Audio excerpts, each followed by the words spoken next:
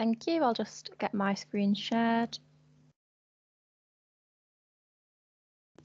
Okay, can you see that okay? That's great, thanks. Fabulous. Okay, I'll make a start then. So good afternoon, everyone. Thank you very much for having me appear on your screens this afternoon. It was a difficult choice. Lots of great sessions to go to. So I'm going to focus on staff and student wellbeing. And what I'm going to discuss is, in the context of the global pandemic, but also what we're considering doing in the future. I love this for a title. Someone else said it to me actually, but when someone says, "How are you?" I, like many others, just have the automatic response of going, "Yeah, fine, thanks. How are you?" And I think the pandemic has forced us all to really be like, how is my well-being? How am I? So, yeah, we should really ask ourselves, how are we really? So, there we go. So I'm Nicola Wylie. I'm currently Research Intelligence Projects Officer at Lancaster University. I've been with the library for about 12 months now, so I joined partway through the pandemic, but I've worked previously at the university for 4 or 5 years. And yeah, as Andrew was saying in the starter session, so it's a really great place to work, and Andrew is a great leader. There's a slide on him later. Don't tell him about it though. Hopefully he's not in the audience. Okay, so I'm going to go through a couple of workshops that we did initially with staff on keeping connected. Then I'll move on to the formation of our wellbeing group, which is a subgroup of the staff development group.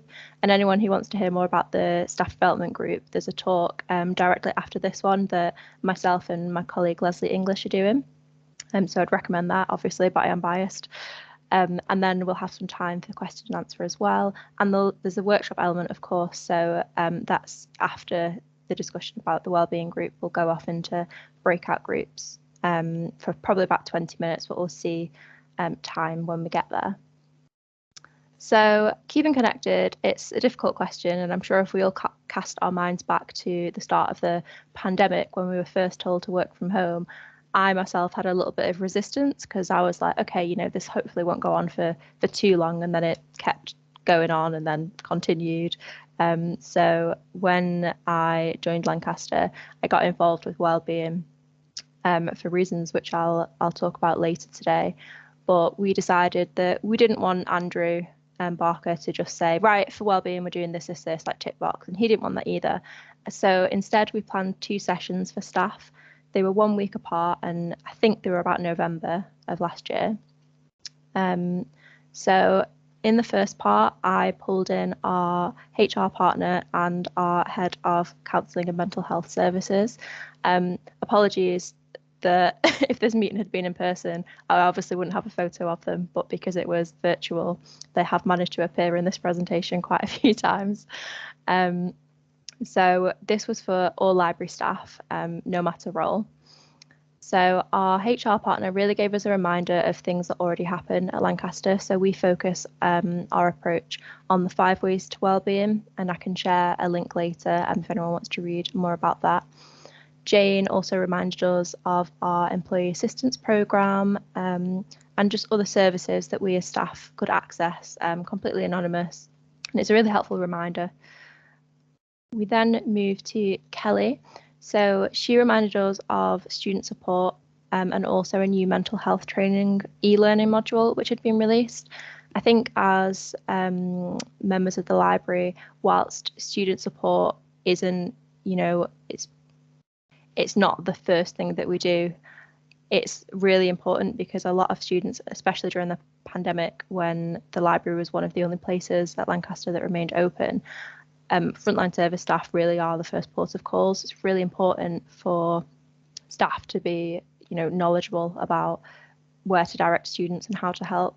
So it was great to have that message reinforced. And then there was me as well. So I saw myself as a facilitator of knowledge sharing and just kind of starting the conversation, because again, this was a beginning, not an end. It was about 1 hour long we did this for, and it was kind of a facilitated discussion. So we had people unmuting and using the chat function as well. So then the second part, a week later, involved these 4 elements, which I'll go through. So the personal story sharing was mine, and I think for the purposes of today, I'm not going to have time to go through the whole story. So I'll summarize quite quickly via some pictures. So there I was in February, and I had just moved to Manchester because at the time I was doing the Ambitious Futures graduate leadership management programme. So that, if you haven't heard of it, is a programme where you do 3 different 6-month rotations. So my first one had been in Lancaster in September of 2019. And then my second one was at in a completely different city. So I'd actually just started essentially a new job. I'd been into the office, I think, for a week, and moved house. Everything was new. It's really excited. And then the pandemic hit, and I was in a bit of a pickle, I felt, because I didn't quite feel settled in Manchester. This wasn't Manchester University, by the way. And yeah, I kind of was in a bit of limbo where Lancaster wasn't the team that I would be with anymore, but I also wasn't just fully integrated. And I do definitely see myself, or did see myself, and I'm sure I am, as a resilient person. But yeah, the pandemic really took its toll on me during that time. I know not everyone had that experience, of course. I know plenty of people who were like, woohoo, work from home in pajamas. And I've definitely come around to that way of thinking. Things did get better for me. But yeah, this is me summarised in 2 pictures. Okay, so if it's going to work, we're going to try and do a poll in the chat. So I'm not 100% sure if everyone in the meeting can see the chat. But now, Connor, is the time to fill the poll out and release it, and I will attempt to see if we get some answers. I'll just stop sharing briefly.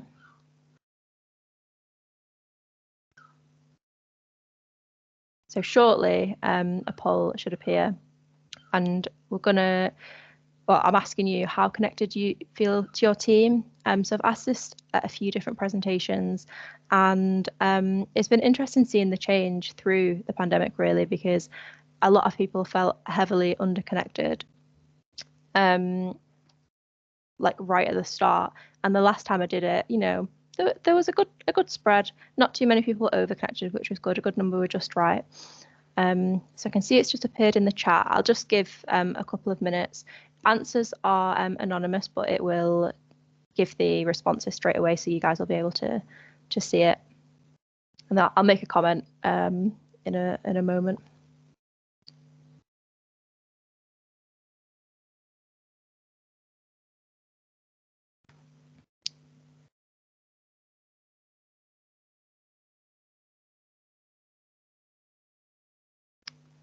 Okay, I think that's 13. That's roundabout the right number of people. So that's good. Half and half. Not many that are just right. So I think hopefully from what I say further on in this presentation, I'll be able to give you some ideas that you could hopefully take back to your teams. Half and half is exactly how I feel, to be honest. And I'm part of the wellbeing group, and it's difficult to get it right. One person feeling underconnected. Interesting. So I'll just reshare my slides before I start talking again. There we go. So yeah, that's great that hopefully you will all get something out of this. And I'm glad that some people are just right.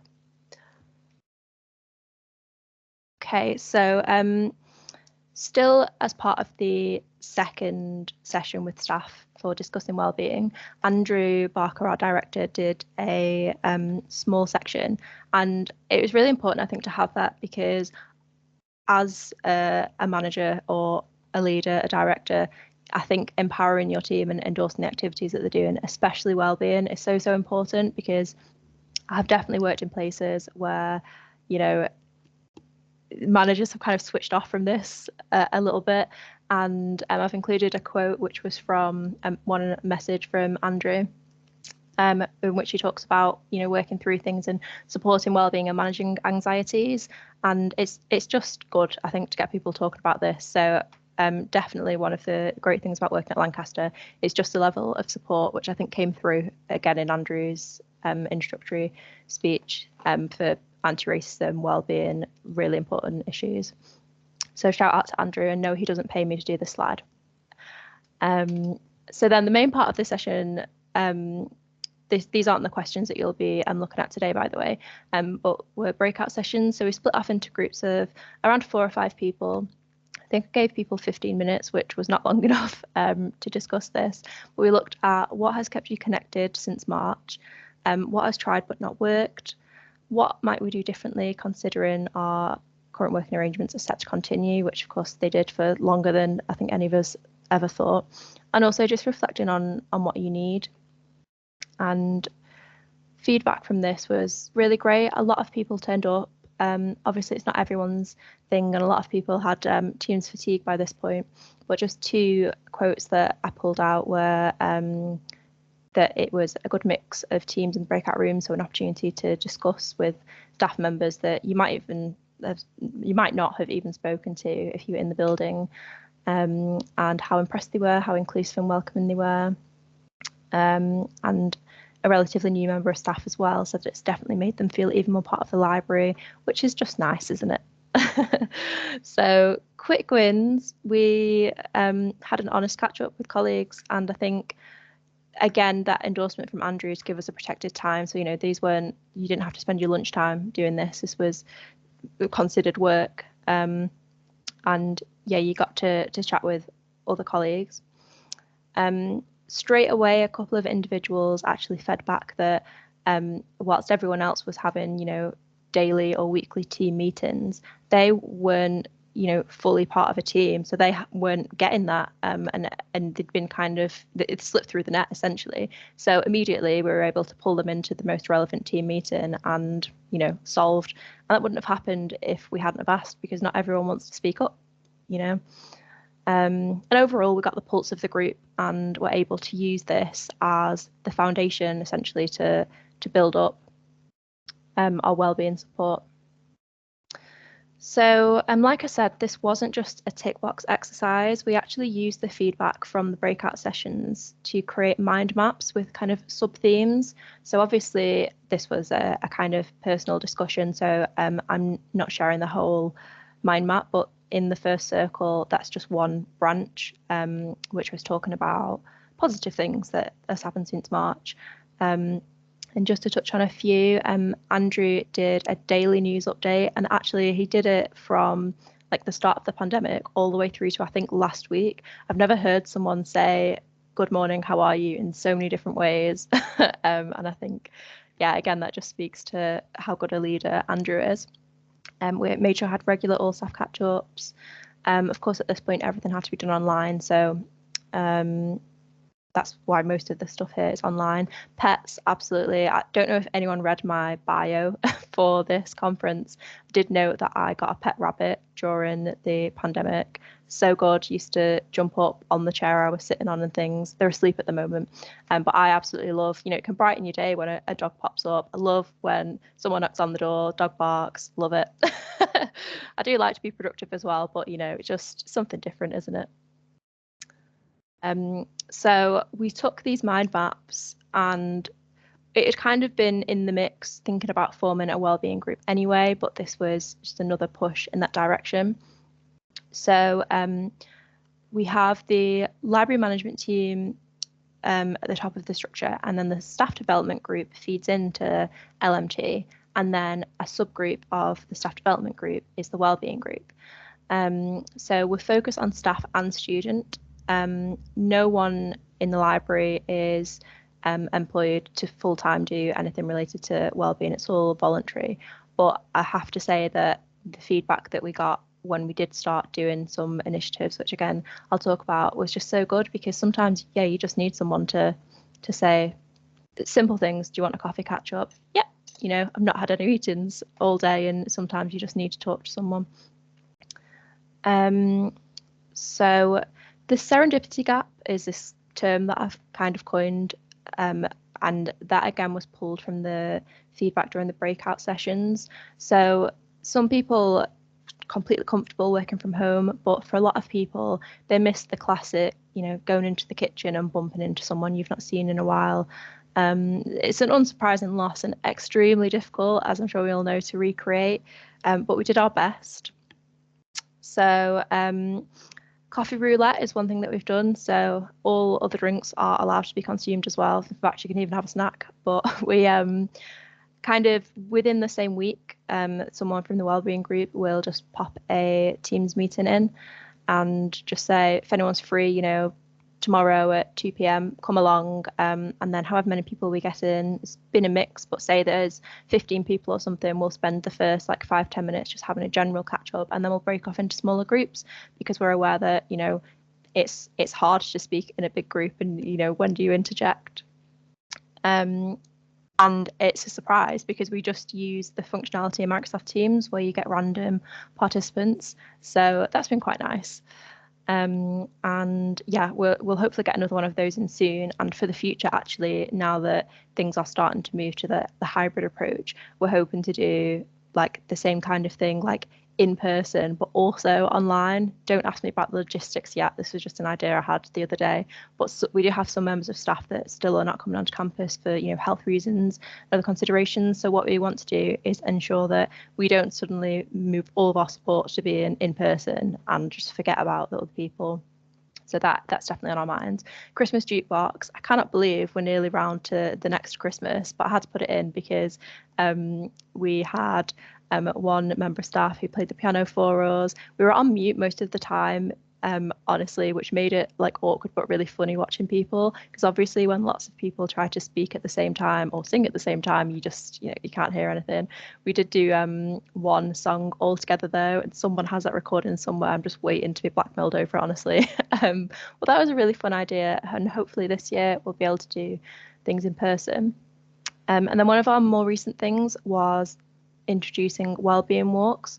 So again, considering the fact that people have different needs, so some people might not want to go trekking up a mountain. We did a walk up Nicky Nook, which is not too far from Lancaster, and I went on that, and it was actually the first time I'd met some colleagues in person, despite having worked in the library for I think 8 or 10 months at that point. And it is a challenge going uphill and talking. I was really trying to make a great first impression. But yeah, I took myself off to the gym after struggling to get up a tiny mountain. But we also did a walk around Williamson Park. And yeah, we want to do more of these in the future. Some in Morecambe, and some. So one was at lunchtime and one was outside of work time as well. I don't actually live in Lancaster at the moment, so I always consider that when I'm thinking about wellbeing activities as well, to make sure that there's things to do for people who are really close to each other, but we have a lot of staff that are a little bit of a commute in. So you'll notice that everything I've said so far actually is for staff, and the best reason I can think of is, so when you're on well, when people talk about a flight, if the oxygen mask comes down, you're meant to put it on yourself before you put it on someone else. And it's a little bit like at the time of the wellbeing group being formed, we all needed to really focus on our own wellbeing before we could fully help students, because it's really like not good if you're putting all of your energy into helping everyone else but you're struggling. So we were like, right, plan A is to sort out staff, make sure everyone's happy. And then we more recently, through the exam period, moved to supporting students. So for the exam period, we did things like printed out little door hangers that you can hang on doors, say like an exam was in progress, or people wanted their like housemates to be quiet, things like that. Really simple thing, but that was really good. We also moved our wellbeing collection to the front of the library as soon as you go in, so people were reminded of those kind of resources. I mentioned frontline staff already, so we, in I think about a week or so, a couple of weeks, we're having another one of our library all staff meetings, and we've invited our I'm gonna get his title wrong now, like head of student services or something like that, an important lady who is going to let us know about the overhaul that's currently happening for student support. So we are refocusing things from a few different physical areas dotted about the university to one-stop shop, and I don't fully know about it yet, but I thought it was really important that library staff are informed about where to direct people. So that is something that we've got pending. And also we were thinking about including a student voice in our wellbeing group, because as with considering wellbeing for staff, and we said, right, we want staff themselves to decide what we want to do, not just have it dictated to us. Same with students. So we're hoping that 1 or 2 students might consider coming to our wellbeing meetings just to discuss needs for them, or perhaps it will be via a workshop or something like that. Okay, so thank you for listening to me for so long. We're now going to hopefully move into the breakout sessions. So if you could possibly like screenshot this page or take a photo, just because I personally can't access the breakout groups. And if someone will hopefully do some feedback after. So if anyone in the group is willing to nominate themselves, then that would be fab, just to identify that person. Nothing strict here. So I've got these 4 questions, but if you want to talk about something else to do with wellbeing, or you go off on a tangent, no problem. Just feedback anything that you think you've discussed that's good. Definitely spend some time introducing yourself, and most importantly, how you're feeling today. I think, yeah, super important. And then if you could think about what's kept you connected through the pandemic, and if you do anything different on reflection. So I mentioned I was a little bit resistant because I thought this isn't going to go on for too long, you know, it'll be fine soon. And I think I would have, yeah, done things a little bit differently myself.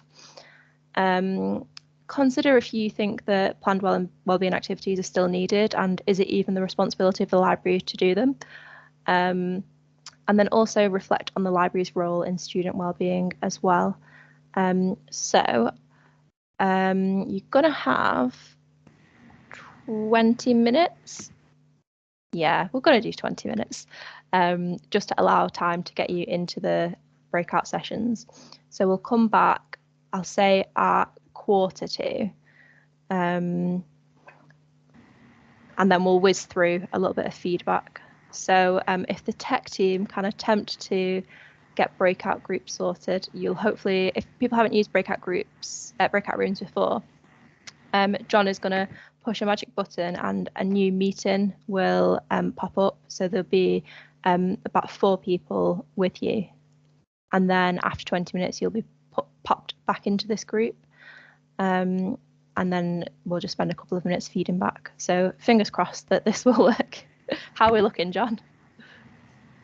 Yeah, I will give that a go now. Hopefully this will work.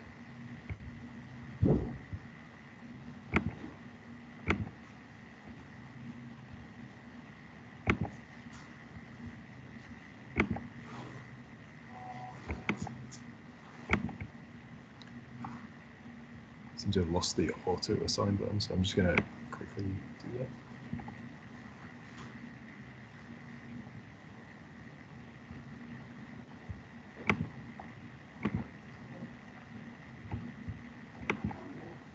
I'm up here. I just thought that was him, Nina. You were him.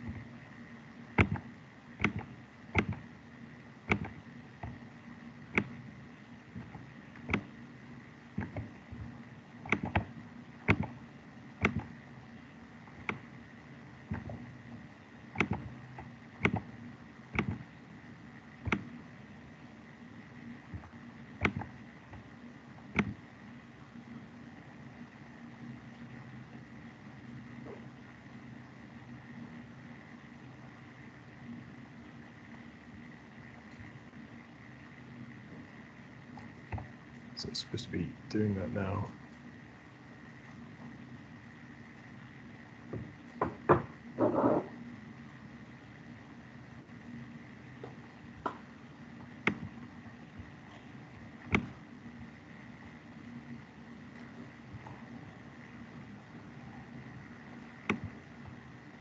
It does look like there's some people that I don't have the option to assign to a room actually. Okay.